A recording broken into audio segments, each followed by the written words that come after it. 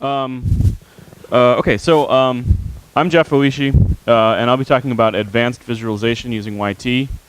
So before we get started, I think the first thing, just to make clear what I mean here by advanced visualization, is not volume rendering, which Sam will cover later today. And so if you're interested in exciting three-dimensional things, this is not the talk for that.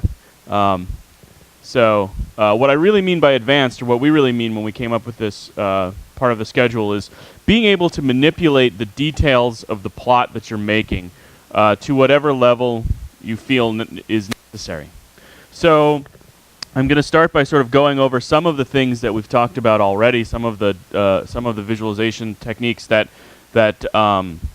Stephen and John covered yesterday with regard to plot collections, which are kind of an internal YT construction that allow you to easily make a collection of plots. I'm just going to kind of remind you of what that was and sort of why it's useful, mostly by contrast with what I'm going to do later, which is to really sort of break down what a plot collection does automatically for you.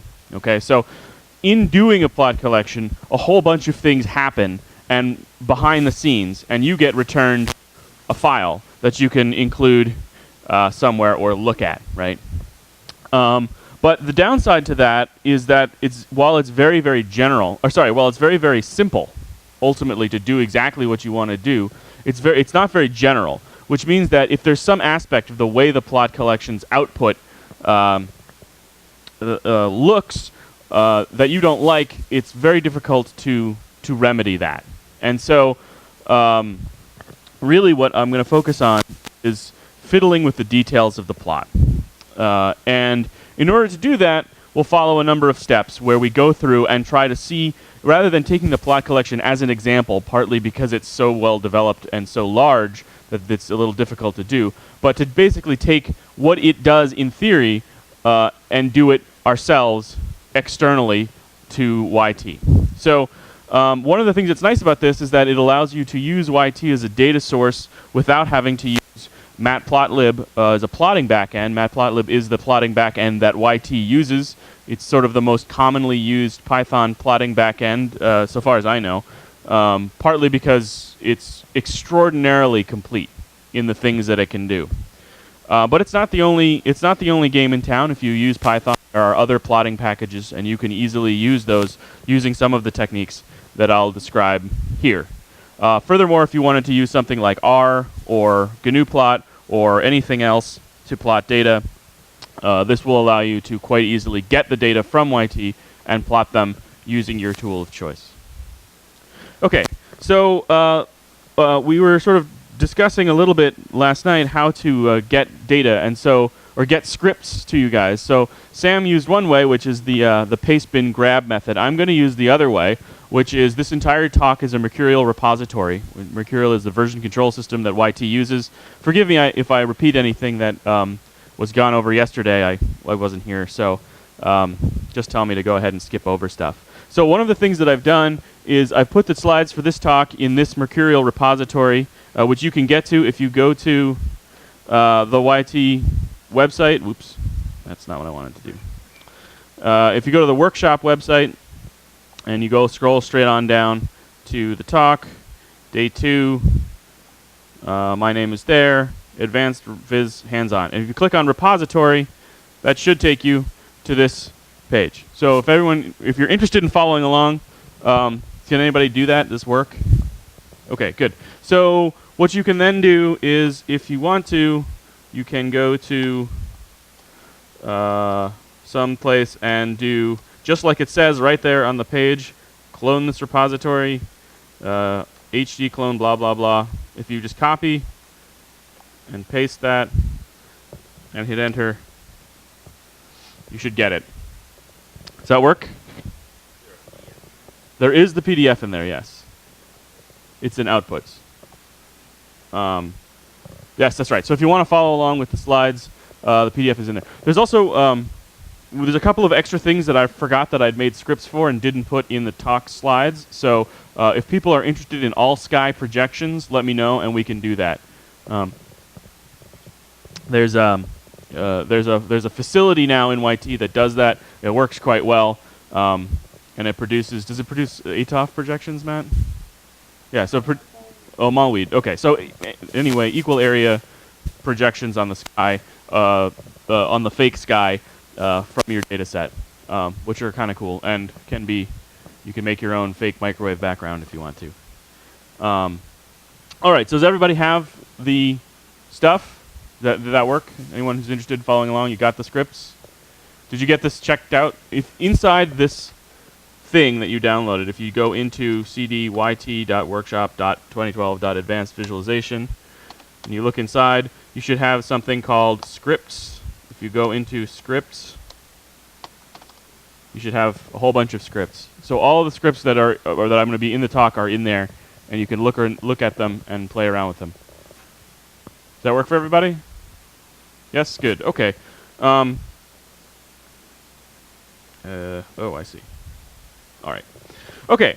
So why do we want to do this, right? I mean, I think it's a pretty easy thing to motivate. We've all had to deal with any one of these sorts of use cases. We all have annoying collaborators who demand that the fonts are bigger, that the fonts are smaller, that the color bar goes on the top, that the color bar actually looks better on the side, that the color bar really looks better on the top, and why did you put it on the side?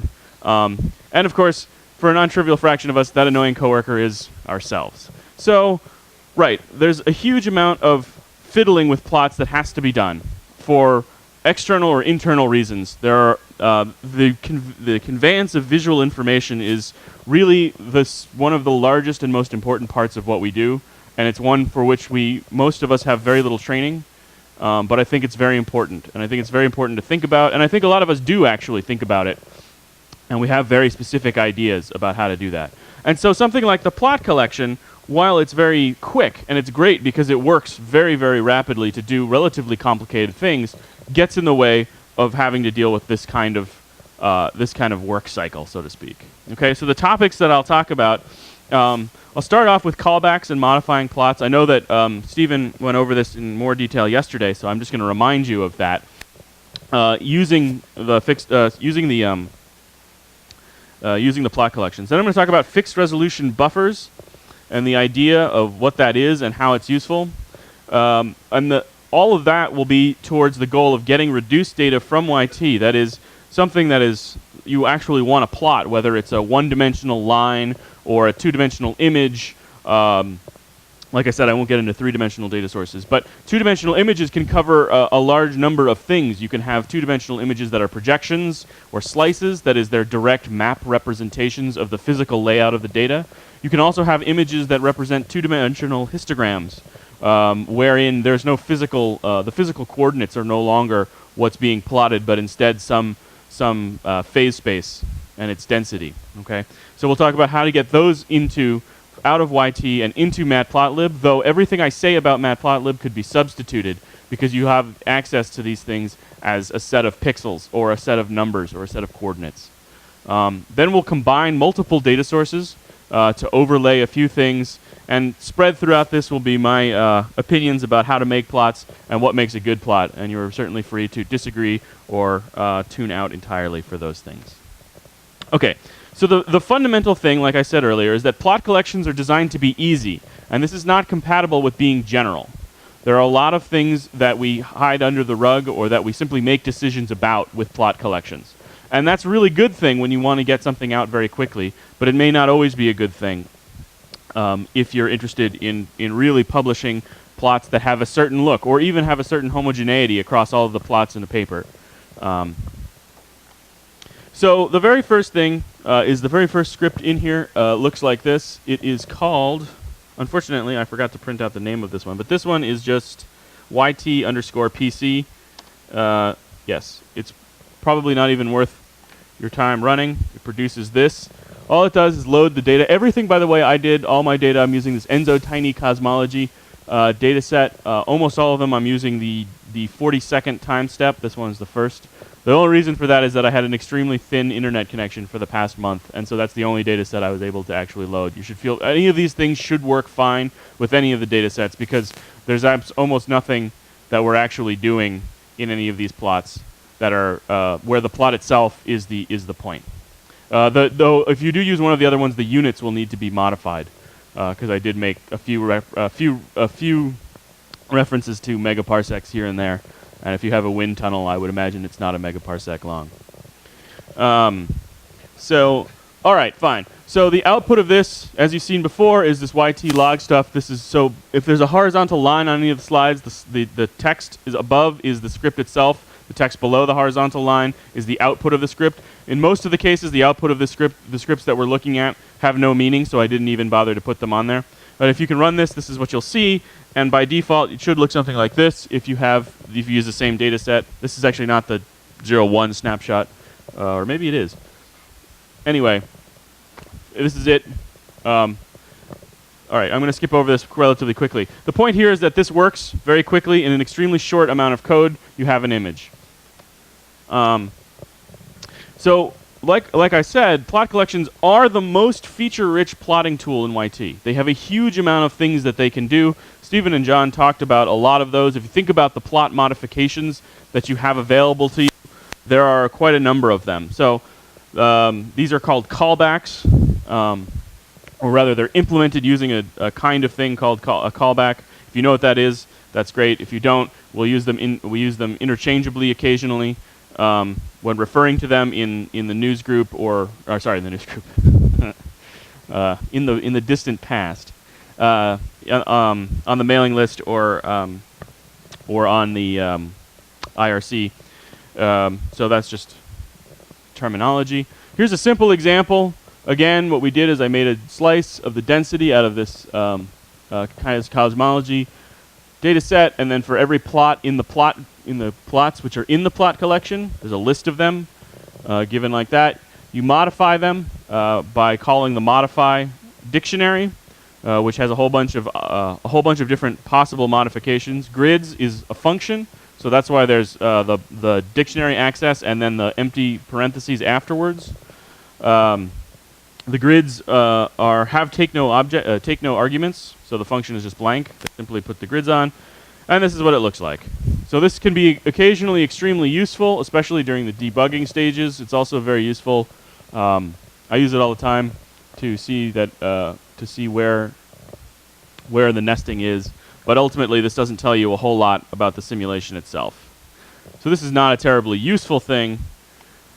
But there are others that are quite useful. Velocity vectors are very useful. Magnetic fields can be put on in the same way. In particular, it can be nice with magnetic fields or velocity, where instead of having the image slice be a density slice, to have it be the component of the vector field orthogonal to the image plane. So then you can have the vectors overlaid, showing the in-plane direction, with the third component shown as the color map. I didn't actually do that here, but you could do that very easily by changing the add slice where it says density to velocity. This is, since it's in the one direction there, which is the y direction, you'd have the y velocity there, and then you would have this sort of three-dimensional visualization of the vector field. Okay, so this is what that looks like. I think you've seen this yesterday. Actually, I'm not sure that there's not a bug in this, but nevertheless, on the left-hand side. Right. I don't think the velocity should be suddenly go to 0. Yeah. Yeah, I actually raised it as a point. If you think this is ugly, you can fix it if you're a developer. Yeah. Okay, well then, great. If you think this is ugly, you can fix it and become a developer. All right. So the real theme of this is that ultimately you're going to want to tweak every single part of all of your plots. And ultimately, when you have something like this that comes out of a script that looks like that, it's very difficult to see how to do that. Okay, so from here on out, we're going to actually get into details. Ultimately ending with making a plot that looks like this. This plot combines a couple of different things. This is a two-dimensional histogram in density and temperature space with the total mass of the cells and solar masses given by the color bar, and the overplotted black line is the simple density temperature weighted average profile. So sort of one-dimensional average of that quantity. So doing things like this allows you to see the spread around things of when you reduce something that's a two-dimensional histogram into a one-dimensional profile, in this case a density versus temperature. You can start to see where and how those things can be misleading. Okay, so that's sort of that's where we'll get eventually. But in order to do that, and this may or may not look particularly impressive to you, but when we get through, a lot of the visuals in this talk will actually be ugly on purpose, because I want to sort of motivate the idea that everything that we do, we're going to build this whole image up component by component. So the histogram itself, that is the binning of the data, will be an object that has no connection to a visualization or no connection to a plot. The line also has no connection to a plot. And then all of the stuff that you see in front of you takes that data and takes those objects and translates them into pixels, into lines, and puts them on the screen. So the key to this flexibility, the key to being able to tweak everything, is getting at the components. What is it that goes into that image? And I think this is also useful not only technologically for how to actually do this, but also just conceptually. It's really important to think about how it is that we make these plots, because thinking about each component separately allows us to sort of figure out what we're trying to represent and what the best way to do it is. Okay, so we're going to start with this idea of fixed resolution buffers. And so this script is, if you look in the scripts, it's called frb.py.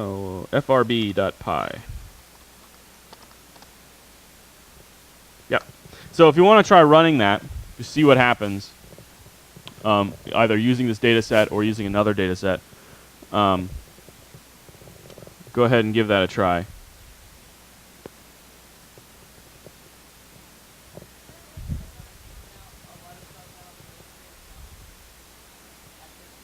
Yes, learn how to use a text editor to put a hash at the beginning of every line. So to answer your question, no, there is not. There's not like... Oh, triple quote. Well, that's... Yeah, you could triple quote around it. Yeah. So if you put quote, quote, quote at the beginning and then quote, quote, quote at the end, it technically turns it into a string. I didn't think of that as a comment out, because it's not technically commenting out, but it will quickly do that. Did that work for you?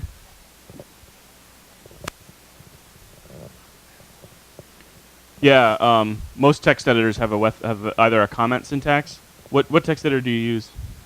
Yeah, for Emacs, you can, if you're in Python mode, there's a command called, you can just mark at the beginning, control space, go to the end, and then do meta x comment dash region, and that'll automatically comment it out for you.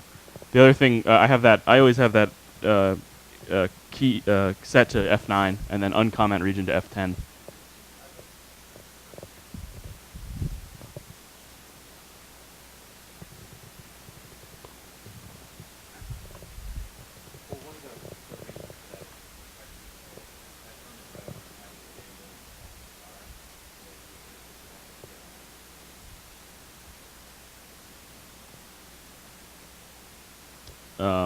Okay, so does that work for everybody?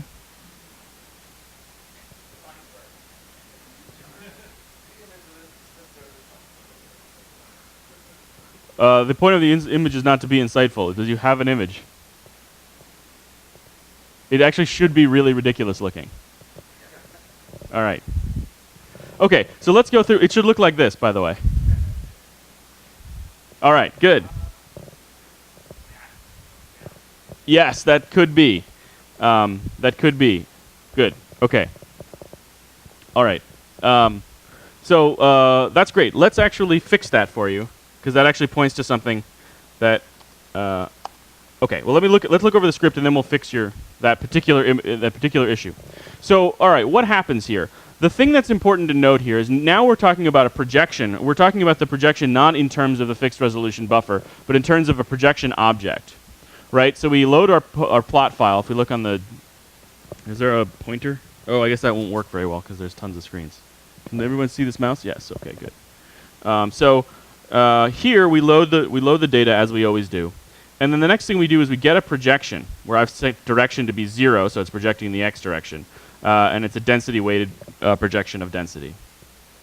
So the thing is that this object now contains all of this stuff I think this we talked about this yesterday in sort of the internals of YT. This object is now separate from any plot. There's just a projection object.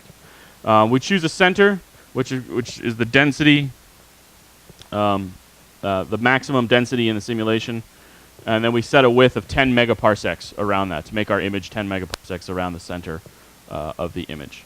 Okay, nothing here is terribly tricky. And then this line here is sort of where the magic begins to happen. A fixed resolution buffer. Have we? Mhm. Oh yeah. So the find max function by default gives both the maximum value and the center as a tuple. And since we don't actually want the maximum value, we simply want to know where it is. That's what the 1 is. Thanks for asking that. That's a really good thing. So yeah, that's just a trick of that particular function. The find max method on the hierarchy object. Okay, so the width of the, sorry, we talked about that. So the fixed resolution buffer is this object. Have we talked about fixed resolution buffers before? No, okay.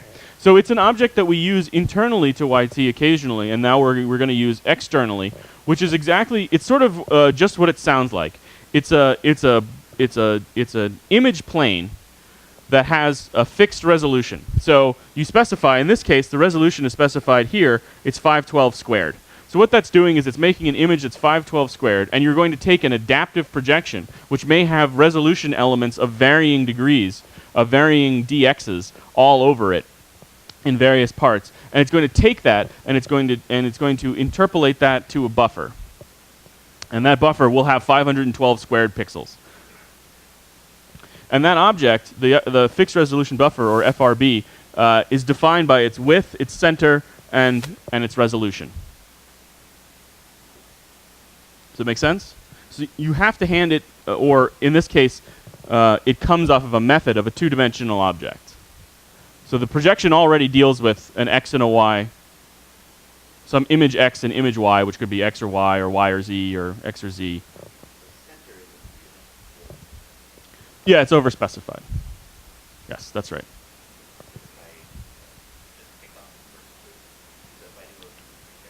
No, it picks off the x and y axes. It's smart. It does not do the dumb thing. Yeah, that's a good question. The center is a three-dimensional number, but it knows there's metadata in there, and that's because it's being provided to the fixed resolution buffer by the fact that this 2FRB method is a method of two-dimensional objects. So lots of things have them. Projections have them. Slices have them. I think it's actually off of AMR 2D object. Is that right, Matt? Yeah. So any 2D AMR data object will have a 2FRB method, which does exactly what it sounds like.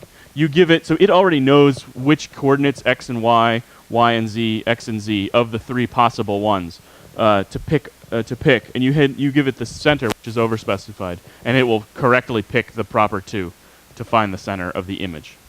Okay, so this is a representation of a thing you could put on a ping or on a JPEG or on a T-shirt. It's just a series of pixels that are square. Okay, and the fixed resolution buffer itself can have multiple fields in it. So here we only put one field in, which is density. But you could just as easily have temperature or multiple ones. So the fixed resolution buffer represents a window, essentially, in some sense, into the data at a certain fixed resolution. Nathan?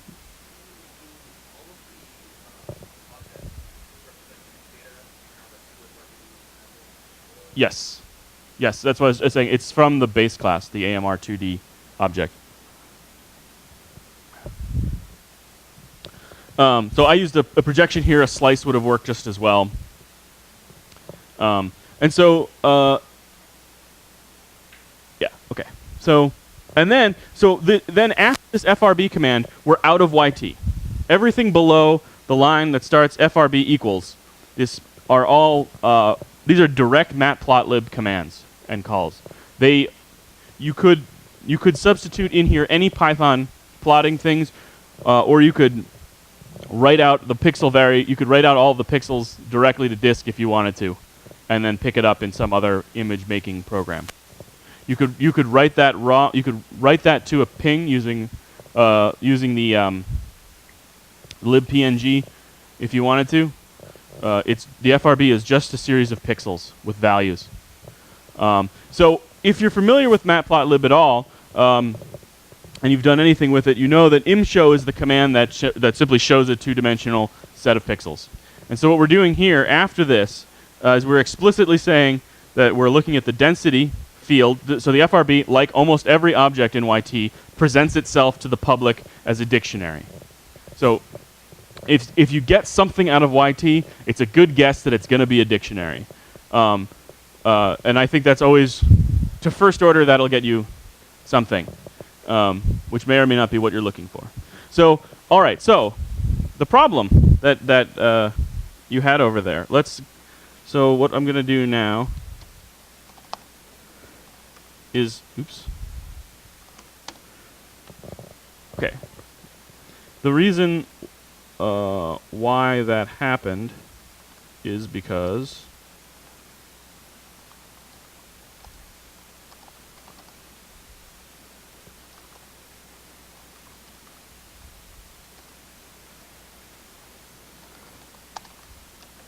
I use matplotlib quite a bit. And I have a matplotlib RC file, so I have a configuration file for matplotlib, wherein I always want to specify the bottom of the image to be in the 0, 0, the origin should be in the bottom left-hand corner. But in a lot of computer graphics applications, 0, 0 is in the top left-hand corner. And so the reason why your image looked upside down is because by default, matplotlib decides to put the images starting 0, 0 all the way up here in the upper, well, here for you guys, in the upper, relative to my other hand, in the upper corner instead of the lower corner. So what you can do is simply add to the imshow command, and I didn't do this explicitly because I forgot, to add this origin equals lower to the imshow command. Now, if you do that and rerun it, you should have a look at the image that comes out, and you should see that it should be it should look like mine, which is this. Okay, that work for everybody?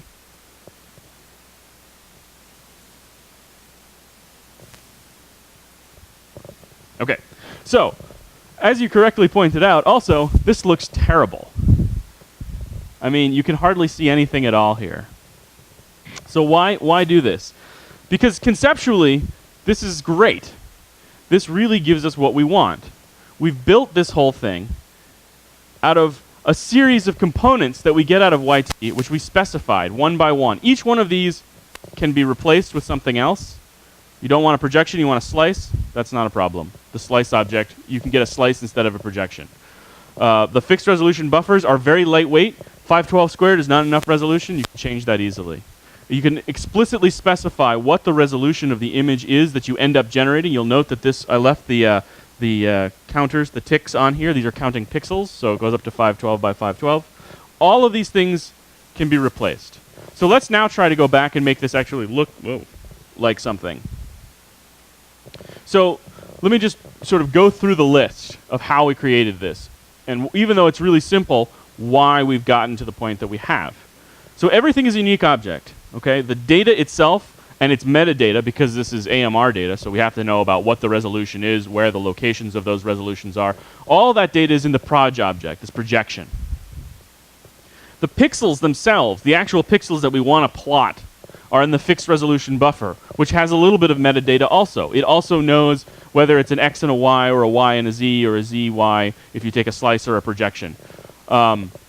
But it holds raw pixelated data that's been interpolated using one of the sort of, I think, is it one of the oldest C code in YT? Right.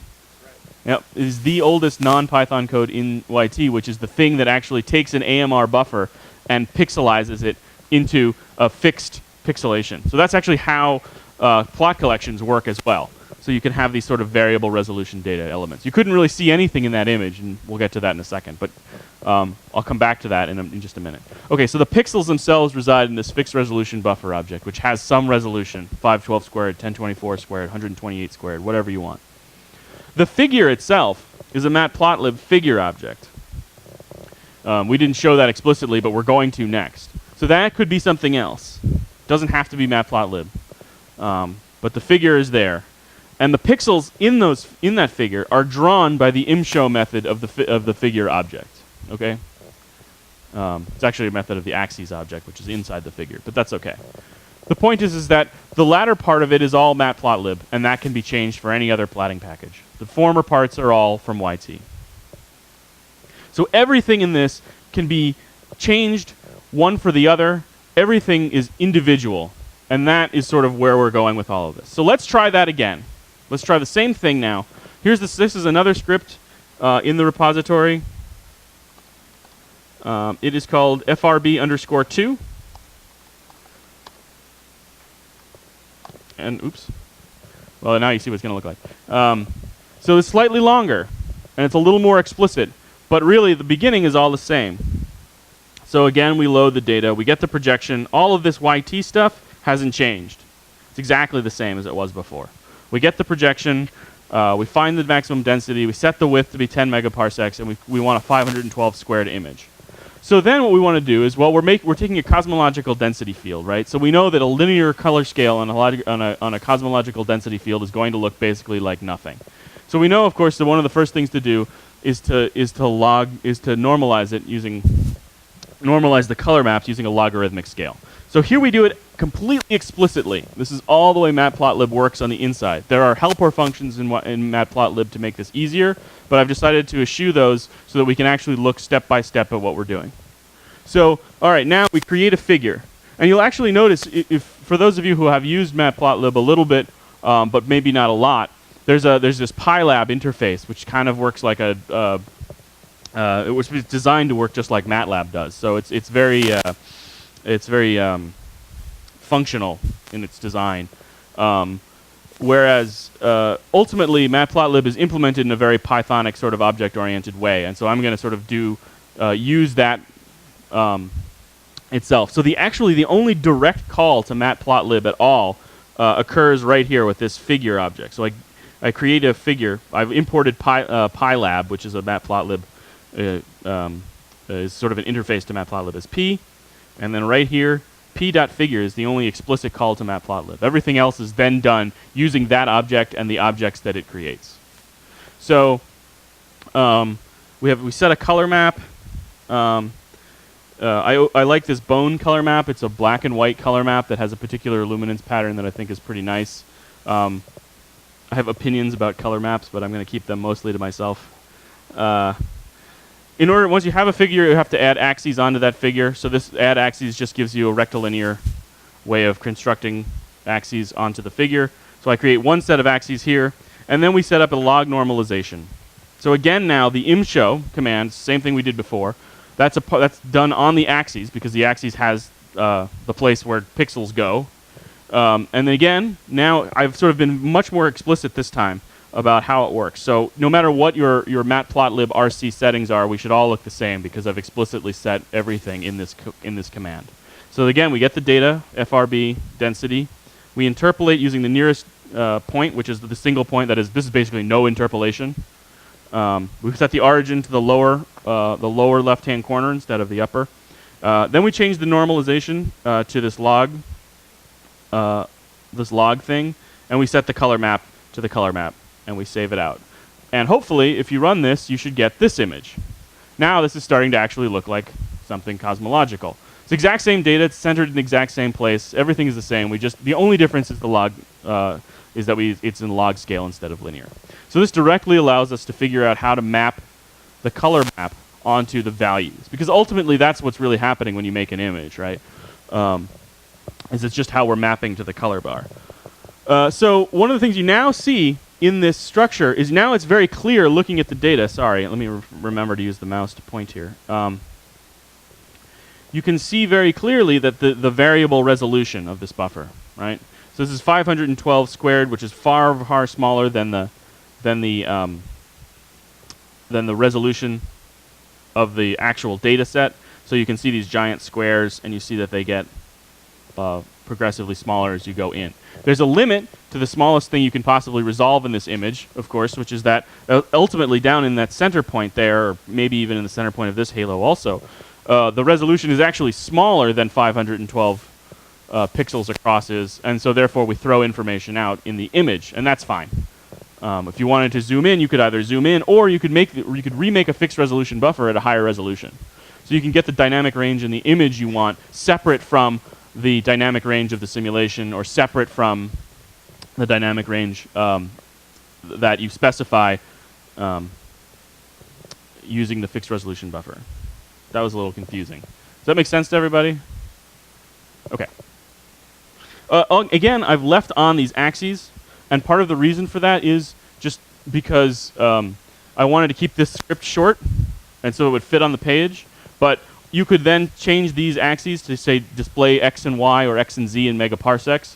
The plot collection by default does not. It gives you no. You have to know what the width of the image is to be able to gauge things. Sometimes that's fine. Sometimes that's not fine. This would allow you to put specific X and Y axes on labels on there. You could add a color bar. But the point is that all of that is done using Matplotlib, and all of that would be done sort of external to this. If you're interested in learning how to do that, I'd be happy to chat with you at some point. But if you have other plotting programs that you know better, you can also get the data out. Okay, so that's sort of the fixed resolution buffer and this idea of how to do this kind of thing manually. So now I'm going to go back, and now we're going to do a one-dimensional line, just a profile in this level of detail, but we're actually going to really go through and change it up. Okay, so what about profiles? What about one-dimensional objects? I think, I know, Stephen, you talked about profiles yesterday a little bit in terms of how to do, we have helper functions in YT that will automatically add one-dimensional profiles and plot them up. Again, designed to be very fast, not unlike the plot collection, but not very general.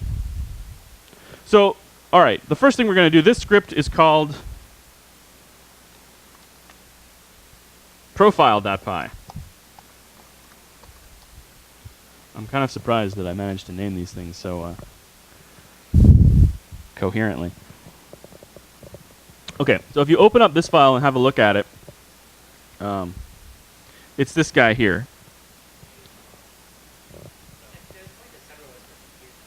Okay.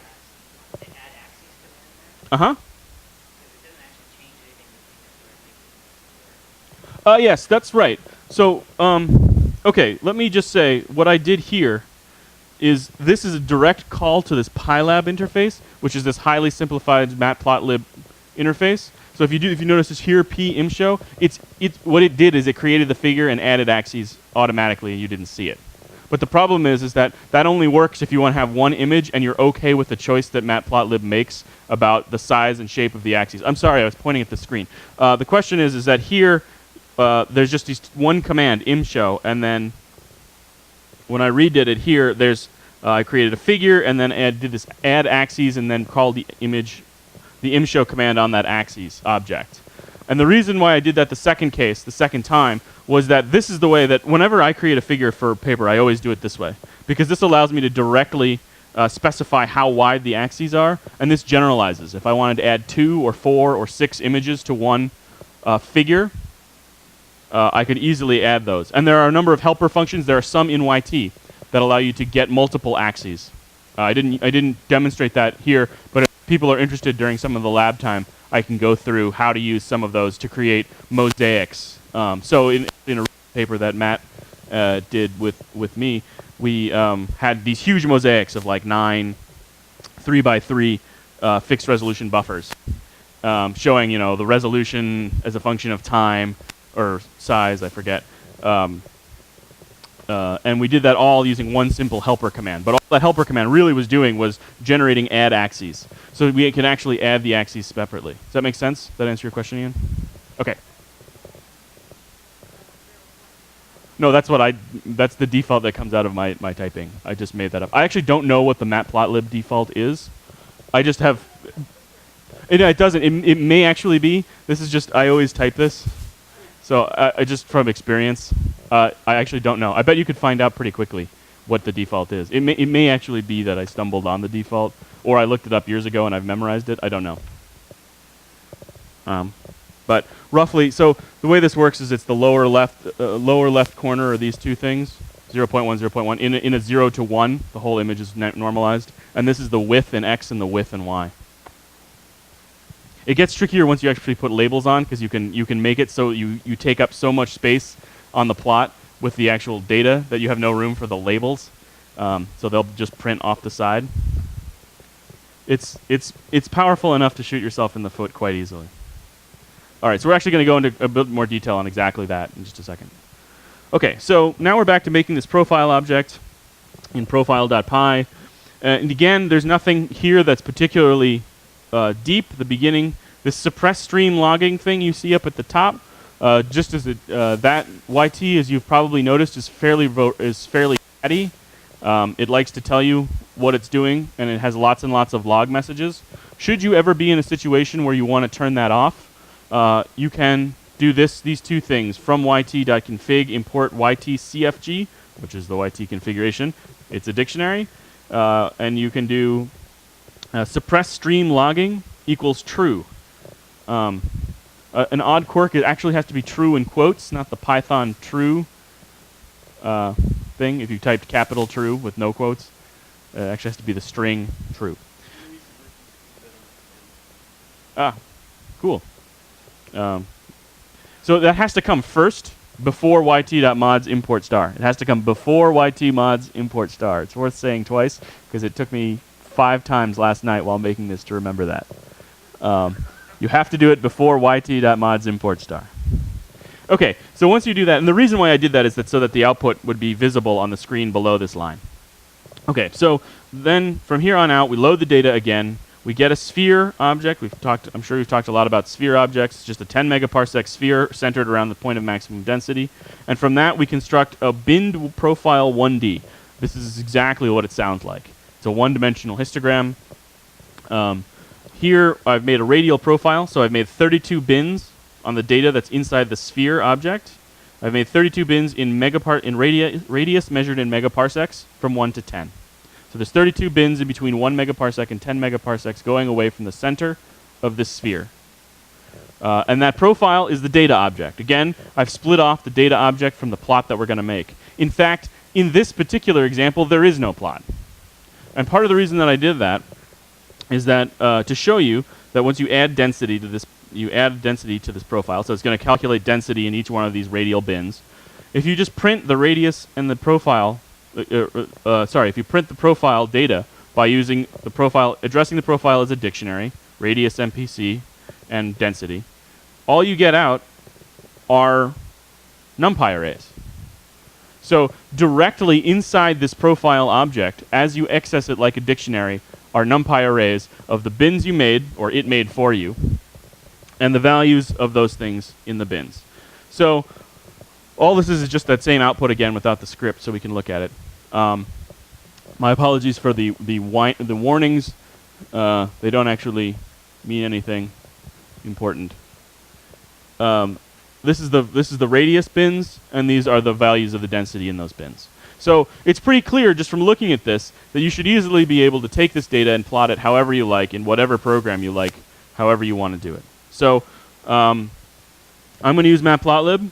So now we're going to go to the next script, which is profile2.py, and take a look. So again, everything up to this point where I add the fields, I've added 2 fields now, density and temperature, to this profile. All that's exactly the same as last time. Again, now here we're going to use this add axes function of the figure object a little more. In a little more detail, we're going to add 2 axes, one for the density plot and one for the temperature plot, which I've called d-ax and t-ax. So in order to make these profiles, we want to make a log plot. So that's done in matplotlib. Again, everything below where this profile line, from here, up, YT, down, matplotlib. So we add the axes. We make a log plot on them. Notice that I've explicitly set here something called LW, which is the line width, how thick the line is. I think it's generally true, especially for giving talks, that your lines can never be too thick and your fonts can never be too big. So I chose a line style here. We'll see what that looks like in a minute. But otherwise, it's just a log of the radius in megaparsecs and the density, or the radius and the temperature. Then there's a couple of tricks here. We label our axes. Nothing particularly important here, though. One of the things to note is that I think, unlike a number of plotting packages, a number of commercial plotting packages that some of us may have used in the past, Matplotlib is very good about the feature set that it provides. You can set the font size by calling a font size, and that's the font size in points, just like it would be if you were using a word processor. It can also use, if you look here on the Y label axis for the density axis, you can see that it accepts LaTeX directly. So you can just sort of type in grams per cubic centimeter. It even does fancy stuff like math Roman, so you can have that set Roman.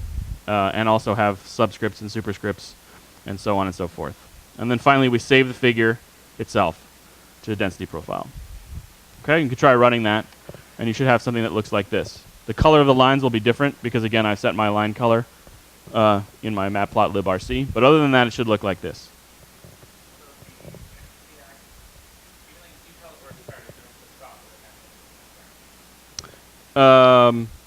No. Actually, I tell it explicitly. If you look at the density axis, the width in Y is 0.35. So it's only going... It does not know. And in fact, you can over-specify and you can plot one over the other. Yeah, absolutely. And you can do that on purpose to do tricky things. You can do all kinds of crazy stuff. But no, thank you for pointing that out. So again, this here, 0.15 is where it starts. This is the X and Y lower left corner. So 0.15, I left extra space on the x-axis to have room. Oh, mouse, thank you. I left extra room. Sorry about that, guys. I'm going to go stand over here for a while. I left extra space on the x-axis because I wanted big, huge labels for my for the axes and the ticks. And then so the x and y are 0.15 and 0.1. That's the lower left corner. And then x width and y width. So it's 80%. Use 80% of the whole thing, starting from 0.1 for the x. But then each one is only going to be halfway high in the y. So I used 90%. No, I used 70% in the x direction, divided between 35 and 35 for each one of those two. So they don't overlap. They stop. They're abutting each other. I could have left space in between if I wanted to. The details of how to do this, you don't have to use it quite this low level. There are a number of helper functions that allow you to do this. I've just been as explicit as possible here. Okay, so when you get that, you get that. And so you'll note that there's some issues with doing this. One of them is that because the two plots directly abut one another, the labels overlap right here. So the temperature and density scales overlap. And that can be problematic when you do things like that. But we have the flexibility to actually fix that. There are a number of things to do this. And ultimately, I think another thing that just extemporaneously speaking, I think ultimately when you're making a plot, you can only rely on automatic tools to make a plot look so good. Ultimately, you're going to have to fiddle with every label and every tick if you really want it to convey the maximum amount of information. And so that's why I think that's a really nice trade between what YT gives you in the plot collection and the plotters that plot profiles, radial profiles, and other kinds of profiles that very rapidly give you something that's legible and allows you to iterate on the actual data. And then when it comes time to making plots for a paper or for a presentation, you can actually then take that exact same data set, the exact same viewpoint on the data, and then plot it however you want at whatever level of detail you feel necessary. So if this is okay with you, you've done this. But I'm going to take it one step further. How much more time do I have, Matt? Oh. All right. But I contributed 15. Oh, okay. So you got 5. All right, so negative 5 minutes. Well, then I'm not going to go ahead and go over this. I'll stop here, but I'll just show you that you can take it much further. So I took off ticks here. I changed things so that there are various aspects of this plot. I used the alpha channel to make things to gray out the labels, change the colors, change the lines. All of this is possible. Okay, so I'll stop there, and then we can figure out if anyone's interested in some of these things. I'll be around. We can talk about that later. John wanted to talk about. Okay, great. Sorry for going over.